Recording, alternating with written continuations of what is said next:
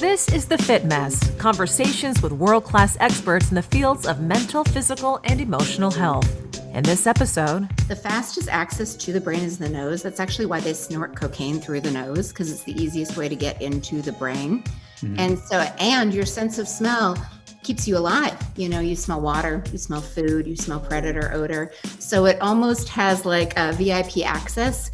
It's able to access the brain in a way that's different than your other senses and more direct and more immediate. Now here are your hosts, Zach and Jeremy. Since the start of the pandemic, plenty of suggestions have been offered to help those suffering from mental health issues. However, one solution may be right under your nose. This week, we're talking about the seemingly unending list of benefits of using essential oils. We'll do that with our guest, Jodi Cohen. She is the founder of Vibrant Blue Oils and author of the new book, Essential Oils to Boost the Brain and Heal the Body. So, Zach, it seems more and more when we do this show, I can't believe the things that I learn and the things that I become open to that I otherwise, years ago, before starting this journey, would never have considered, would not have believed, wouldn't have probably even been involved in a conversation to learn about. But this is one of them. Essential oils are something that my wife has used as long as I've known her to make the house smell nice. It's lovely. I enjoy it. Had no idea that these things could be used for wellness applications. My wife also has used them for a while, and I even have a good friend who deals with essential oils, and I've always just considered them to be, the things that make the house smell good or your preferred scent in the house. No idea that it had so many different impacts on the body and the different ways that you could use them. The fact that you just smell them right out of the bottle, literally apply it to your skin. There's one, and we're going to get into a lot of these here in just a minute with our guest, but of the Vibrant Blue Oils that we'll be talking about this week, so far, my favorite, not even for my own wellness, but the Circadian Rhythm Blend. I've been using this on my kids. You put, what is it? You put a little bit right above both ears, a little bit on top of the head, a little bit on the back of the head. They're out. They fall asleep so fast. It's fucking magical. Wow. I think I could start using that instead of chloroform, huh? Probably a little bit healthier. Yeah. Much healthier. That's awesome. But that's just one of the many blends that I've been experimenting with lately, and we learned all about them in a conversation we had recently with Jodi Cohen. She is the founder of Seattle-based company Vibrant Blue Oils, and she is the author of a new book. It's called Essential Oils to Boost the Brain and Heal the Body. And her path to dealing in this space and selling and teaching people about essential oils starts at a really remarkable place, and that's where our conversation begins.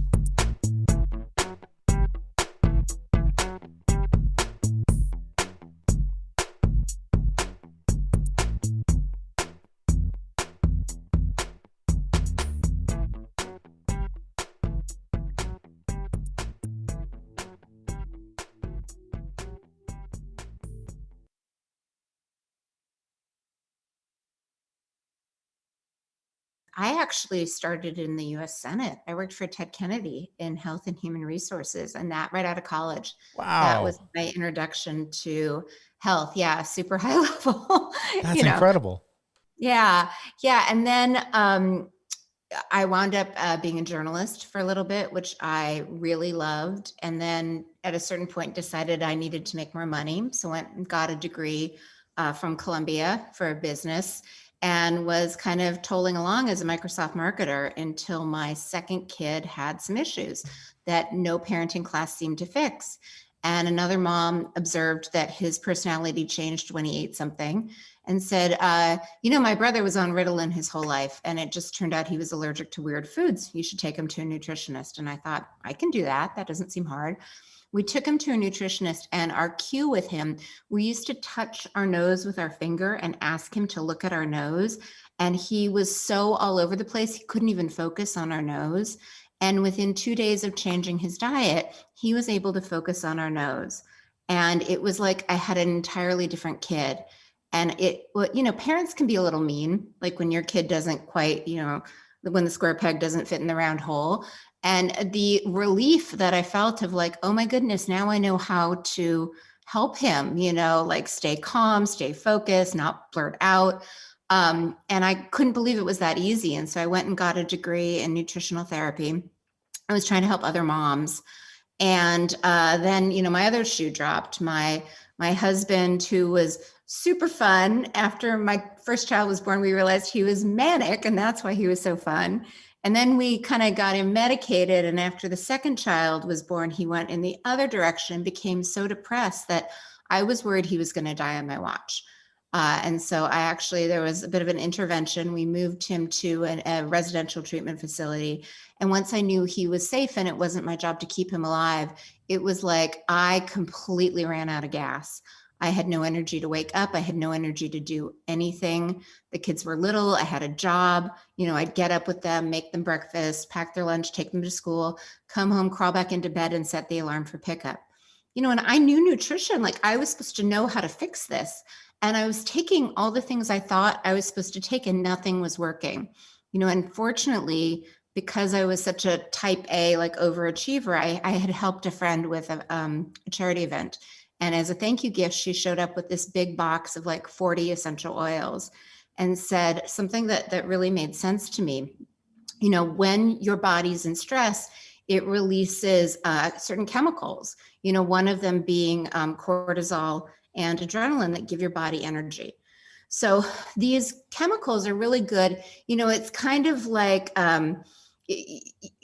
your car, right? You can hit the gas and accelerate, but once you kind of hit the speed limit, you don't necessarily want to be driving like 200, miles an hour down the freeway. You're supposed to kind of ease out of it. And if you keep going full speed, at some point you're going to run out of gas. So cortisol is supposed to be this kind of short-term experience. There's a danger, you avoid it, and then your body kind of returns to normal. But if you're high cortisol over time, that basically starts to have other damaging effects like inflammation. High cortisol for a long period of time, kind of you're originally, if you're running from the lion and you twist your ankle, you want to ignore inflammation because then you can keep running and the lion won't eat you. But over time, ignoring inflammation is really not a good thing, especially in your stomach where you're trying to digest remedies like supplements or pills or whatever you're taking. And so she pointed out, you've been so high stress, high cortisol, your gut's probably toast. It's almost like nothing you're putting in is getting to where it's going. And oils are really cool in that you can smell them, and the nose cells are brain cells. The skin is really thin there. It gets into the bloodstream really quickly. Certain things we know that you can put like nicotine patches and hormone creams on the skin and it gets into the system. So think of it like a back door. And I thought that made sense to me. I was like, okay, when you're so desperate, you're like, I don't even care. Like, this seems weird, but I will try it. I'm in. And because I had been trying to work with kids, there's this kind of weird, when you're working with kids, you're really always trying to find the fastest way to get things done. If they're running around your office, you can't really have them sit still so you can assess them. So there's this cool technique that this nutritional practitioner in Seattle actually teaches. It's called muscle testing. And it seems weird, but it's a really efficient way to kind of prioritize what's going on and what's going to help. So I use that technique to kind of test, like, will anything in here help me? And I got 5 things, which confused me until I realized, oh, wait, they're fluid. I can combine them. And I just kind of made something up, almost like your refrigerator's empty and your kid is starving. So what are you going to make from what's in there? That was kind of, the can-do attitude I had. And I knew, just because I knew about nutrition, your adrenal glands, which are kind of what control your energy hormones, they're most accessible on the low back. They sit on top of your kidney. So if you're wondering like, well, what does that mean? Your kidney is the size of your fist. So if you make a fist and they start at like the very bottom rib, the 12th rib, and you put it behind your back on that, line it up with the bottom of your fist with the lowest rib. If you just feel on top, that's where your adrenals are. It's a really easy way to find them. And it's also a really powerful acupuncture reflex point. So putting something that's supposed to balance the adrenals on that exact point, it's kind of like if you hurt your shoulder and you're putting anti-inflammatory cream on your shoulder. It's just the fastest way to get there. And I put it on and I felt great. And I was like, wow, that worked. And then I kind of kept making up more things that kept seeming to work. And when I finally started to feel like myself again, my friends are like, all right, what'd you do? We want to try it.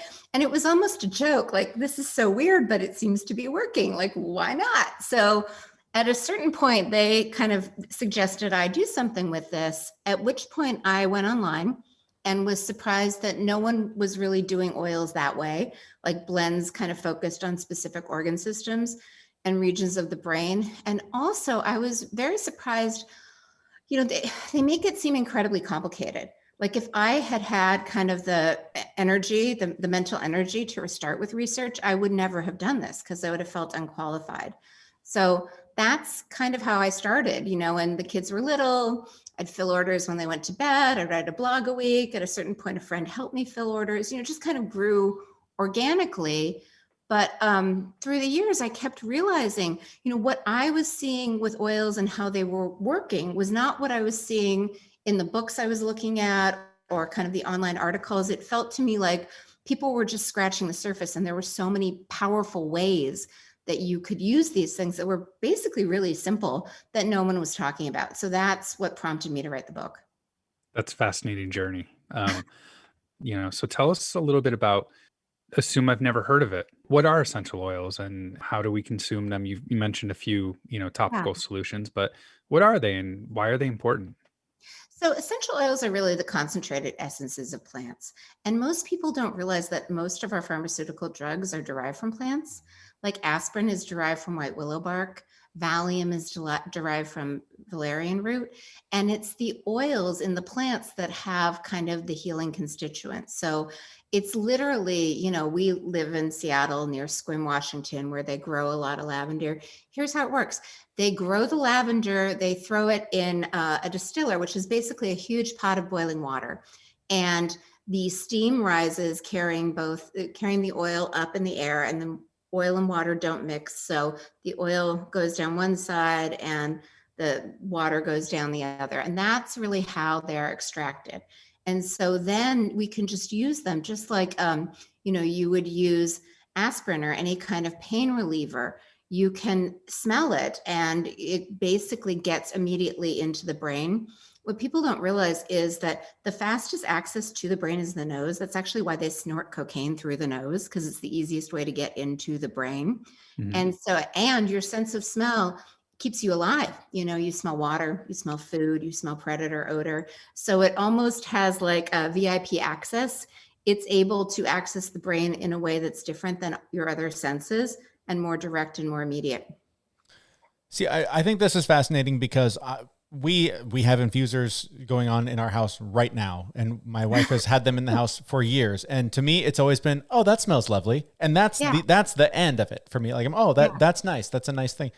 I'm completely blown away that it does have, I guess medicinal properties, that it can actually improve your health. I don't even know what my question is, but I just think that is mind blowing to me. That I've got a fridge full of these tiny little vials that I could have been using for any number of things, and I can't get past the idea that, I just thought that was a nice smelling thing.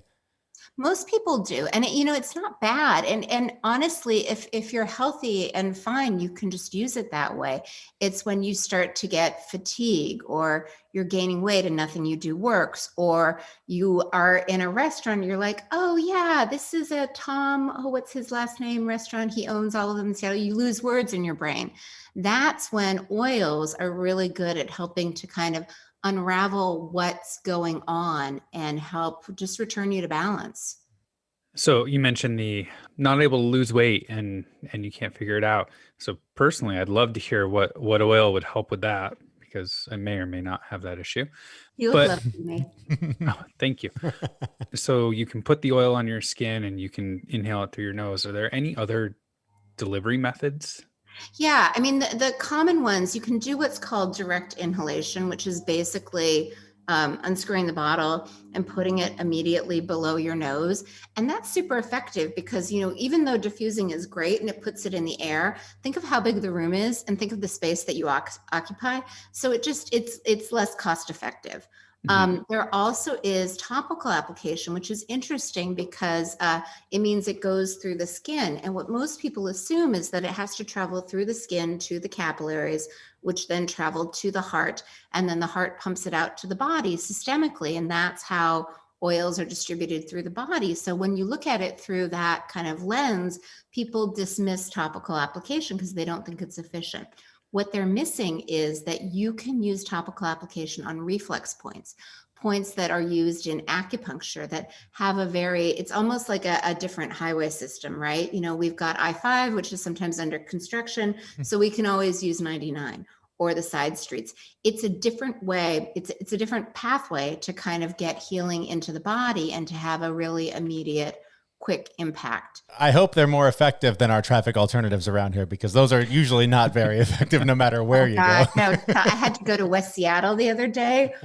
That has become a 3-hour tour. That's crazy. Yeah, it's nuts. We have talked a lot on the show lately about the sympathetic and parasympathetic system, and essential oils can have a profound impact on that as well. So if you can, just give us a real brief overview of what the two systems are and how oils can be effective in helping that. Yeah, your operating system for your body is known as your autonomic nervous system, and it controls all of your automatic functions like your breathing, your heart rate, your digestion, your detoxification, your immune function. And because it's designed to keep you alive, it has different speeds. It accelerates when there's danger. That's known as the fight or flight sympathetic branch. And then when the danger passes, it kind of puts on the brakes. It lets you feel safe. It's a little bit like you have a big party. That's sympathetic. Everyone goes home and you get to clean up. That's rest, digest, repair, parasympathetic. Sadly, it's not just physical stress that keeps us stuck in that sympathetic state. It's anticipatory stress. Because, whatever we're thinking about, the body doesn't necessarily know the difference between a lion chasing us and fear over what's on the news, or, the idea that we could lose our job, our financial concerns, our relationship concerns. So when you're fighting for your life in survival mode, sympathetic, different resources are allocated. Blood is routed to your arms and your legs, away from your organs of digestion and detoxification. And what most people think, when they're told like, oh, you just have to reduce your stress, they're like, what am I going to do? Like go to a spa all day? Like the laundry still needs to get done. They think they need to modify their external environment. And what they don't realize is that there is a natural gear shift between fight or flight and rest and digest. And that is the longest nerve in the body that most people have never heard of. It's called the vagus nerve.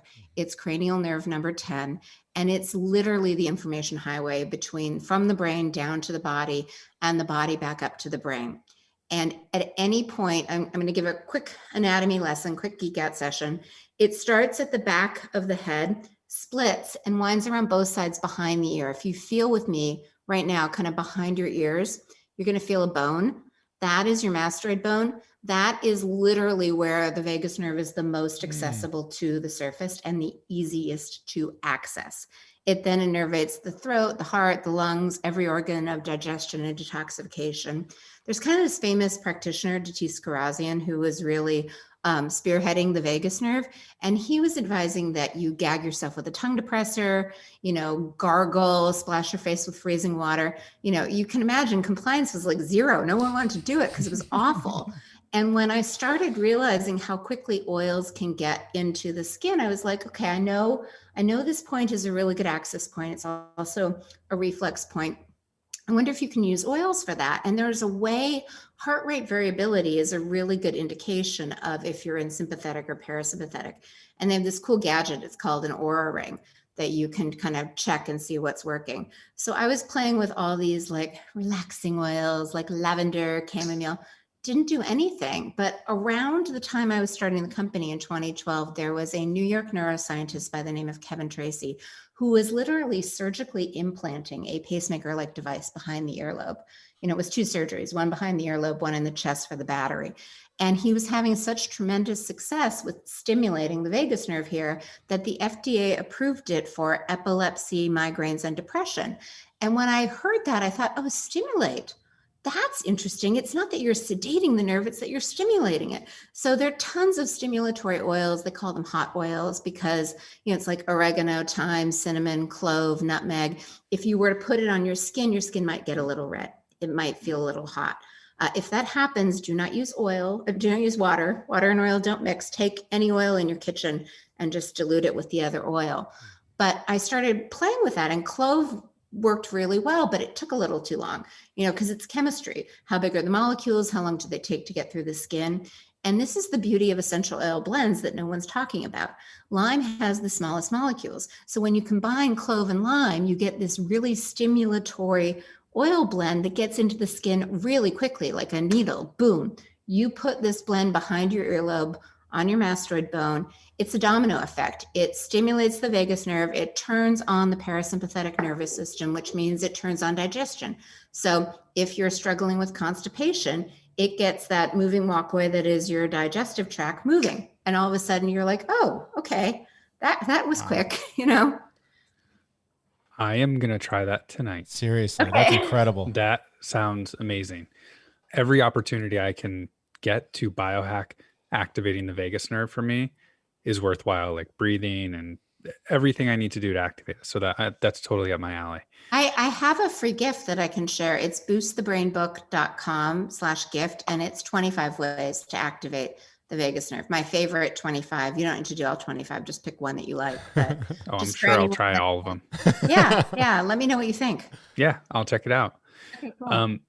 So I want to ask you about one thing that I heard about essential oils, and it sounds great, but I want to know if there's actually any truth to it. I've heard that you can add essential oils to paint and then paint the room with the essential oils in it. But like once the paint dries, what benefit would you ever have Yeah, from so it? it's lemon that you want to add, and it's because when you're painting, it off gases toxins, and because your nose is so sensitive, it basically kind of pollutes your body. It adds more of a toxic burden, and so if you add lemon oil to the paint, it reduces that. And I've worked with a lot of painters who have attested to that truth. So it's not that it keeps the oil in the room forever. It's more that it mitigates the damage of kind of the toxins that you're going to inhale while the paint dries. I could have used that tip a couple of weeks ago. We just had our entire house painted, and when we came back, it took like a week to not smell paint all day. And like we all had sore throats, and we just were irritated from the toxins. So that's really interesting. Yeah. Speaking of various recipes, I think some really common things that people have been dealing with for the last year: anxiety, depression, stress from just the way that we have to live our lives now. Are there some really simple recipes that you would suggest for, like, I'm going to notice this right away, I'm going to notice this today? I'm going to actually give you, it's not even a recipe, it's an application strategy. So here's what's really interesting. There's a whole branch of chiropractic called functional neurology, where they're looking at different regions of the brain, because different parts of the brain do different things, right? Like your forehead, your prefrontal cortex is involved in your executive function, your ability to focus, decision-making. It works with your amygdala, which is kind of your fear center. They're a good check and balance for each other. But the right hemisphere is called kind of the ruminating hemisphere, and the left hemisphere is the liberator. So if you're having an anxiety attack or a panic attack, or your child is, that is your right forehead, your right frontal lobe that's overactive. So the quickest way to calm that is to do anything to stimulate your left frontal lobe, your left forehead. Guess what? Your nasal passageways go, it's like an express subway. It goes immediately, you smell through the left nostril right to the left frontal lobe. So all you need to do is smell anything, any oil that smells good to you.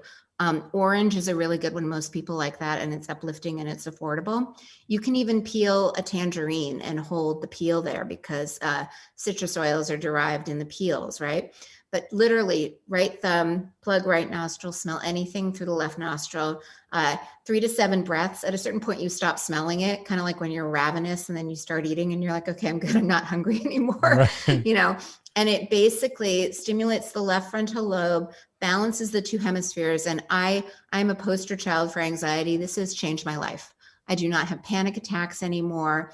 It's additive and cumulative. The more you do it, the more you kind of unravel that reflex. And it also seems to help with focus and creativity, because it seems to, the oils are carrying oxygen and energy to your executive function part of your brain. And so it's like building that muscle. Wow. So that's now two things from this interview that I'm going to go implement as soon as we hang up. I run really anxious, so I'm going to try that today. Yeah, I used to have panic attacks in supermarket lines, checkout lines, like you're in Trader Joe's, you go through the whole supermarket and then it's like taking forever. All of a sudden your heart starts exploding, you're really hot. And I used to have to abandon cart. And since I learned this strategy, I have not abandoned cart since. And I'm really proud of that. That's good. Good. I just don't go to Trader Joe's because I just avoid the situation entirely. Oh, really? Yep. Yeah. Well, my daughter likes some, there's certain things you can only get at certain supermarkets. Yep. I send my wife to Trader Joe's. Oh, okay. You've got it. See, that's another strategy. You've got your compensatory strategy already. Exactly. Yeah. So we've diagnosed Zach's problem. So I run more the depressed side. So I'm assuming I would do the opposite, that I would smell something good on the right side of my nose if I'm feeling down or depressed. Am I correct? Depression is not a one size fits all. There are different kind of reasons for depression, but there's a huge correlation between low prefrontal cortex function or inflammation in the prefrontal cortex and depression. So you would smell something through both nostrils. And a lot of the citrus blends, there's a lot of research on bergamot and neroli, which are kind of expensive, but all of them work. It could be lemon, it could be grapefruit, it could be lime, it could be orange, whatever you like. Literally go to, Whole Foods or whatever's near you and just do a little smell tour and pick one of those, and just smelling. It really helps to kind of wake up this prefrontal cortex, bring the energy there, and that can help kind of unravel depression. Interesting. Also, a lot of the, so the citrus ones and then the floral ones, like rose is really good for depression. Frankincense is hit or miss. People either love it or they hate it. If it doesn't smell good to you, it's not your thing, It's like, would you ever eat anything that you thought smelled disgusting? Never, but applying it on the heart can be really helpful. That's a really powerful reflex point too. Sort of along these lines, you mentioned the being in the store. I'm the same way with like going through any kind of a drive-through, like Starbucks drive-through. I start just melting down, just imagining transferring all of my kids' orders, and like there's people waiting, and it's this whole thing. So do you recommend having like a first aid kit, basically? Like, are there 3 oils you always have on you because Always. you're going to need them? Yeah. I have, I call that clove and lime combination, the Parasympathetic Blend. We sell it on the site. I give the formula in the book. And quick demo, you literally just put thumb on the bottom, finger on the top, quick flip behind the ear. And it's great because it turns on digestion. Like the whole digestive cascade starts with the parasympathetic state. And so for your kids, like I used to be the worst, I would be like throwing the sandwich to them in the back of the minivan on the way to the soccer practice, not a parasympathetic way to eat. But now I know if I had to do that, sometimes life isn't perfect. So you just do what you can. It's really easy to just put a little drop behind your kid's ear. They may not eat your kale recipe. They may not be able to swallow supplements, but that's an easy thing that you can do for any child over the age of 2. That's amazing. What else do you carry with you all the time? I have a blend for adrenal because sometimes I either get I think that when you're anxious, to me, I think that's when your adrenals are kind of going a little bananas. And so what's interesting is saliva is a good measure of kind of your cortisol levels. You can spit in a tube a couple of times a day and see like what your saliva levels are at during the day. And it's never flatline. It's supposed to be high in the morning and then lower closer to bed so that you can fall asleep. And all the adrenal supplements are either designed to kind of boost your cortisol levels or bring it down, but it's a little bit of a guess game, like, are they too high right now? I don't know. Oils and adaptogenic herbs just meet you where you're at. It's like that perfect friend, like you've had a great day and they're so psyched and they pump you up, or you've had a terrible day and they're just compassionate and they listen. They do whatever you need. So I like adrenal. And then my third favorite is a circulation blend. I especially like it in COVID land because it has, it's really high in cypress. And there's a lot of research. What people don't realize about COVID is it's a 2-step process. It has to get through our skin. Our body has natural immune barriers, like the skin, the lung barrier, the gut barrier, and it has to get through that lung barrier and actually get into the system to cause inflammation. And it's a little bit like the 3 Little Pigs, right? It's not that the big bad wolf is so bad, it's that your house is made of straw. So what can you do to fortify the lung barrier? Cypress essential oil is a great one. So you can either apply it kind of over the upper chest, or there are 2 reflex points. It's like right under the clavicle bones, under the collarbones. And even if you don't have oil, just kind of stimulating that area is really good for lung function and lung barrier function. That's awesome. There's we could talk about recipes and cures and everything all day. As we wrap up, is there anything, just sort of some final takeaways, some key thoughts that people should take away from this as they move on from this to their day? Yeah, I mean, I'm really struck by Holocaust survivor Viktor Frankl has this great line: between the stimulus and the response, there is a pause. And I think that so many of us are so overwhelmed and so overreactive. And if we can kind of help ourselves drop into that parasympathetic state where we feel safe, we can take that pause and we're reacting from a calmer space, and we've all had days where we're driving and someone cuts us off and we're fine with it.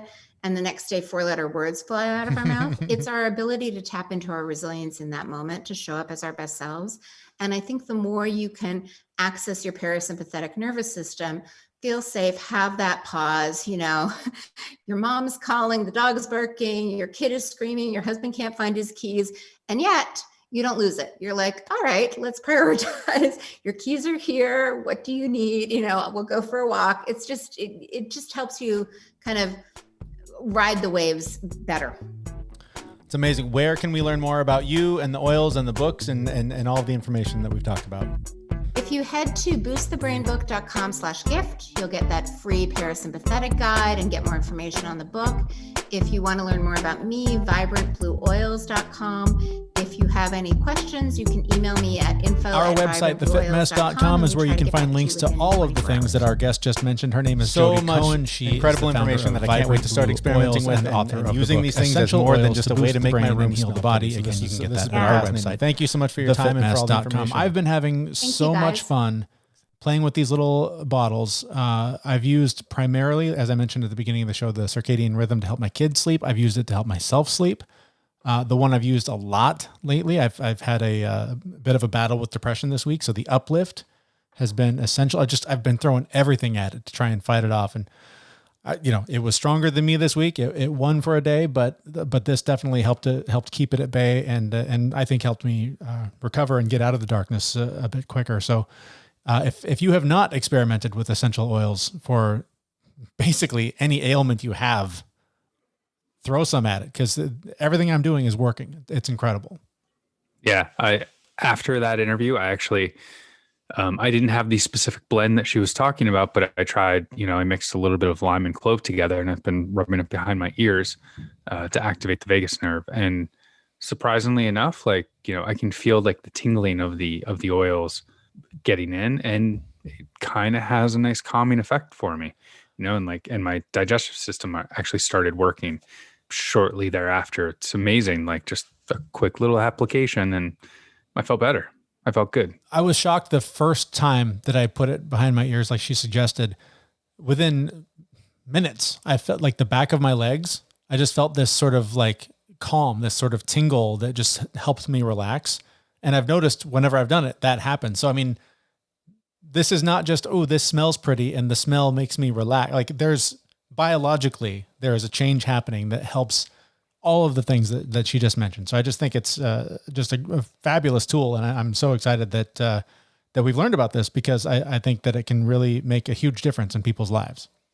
Yeah. I've actually also used her little trick of just inhaling through one nostril, just something that you like.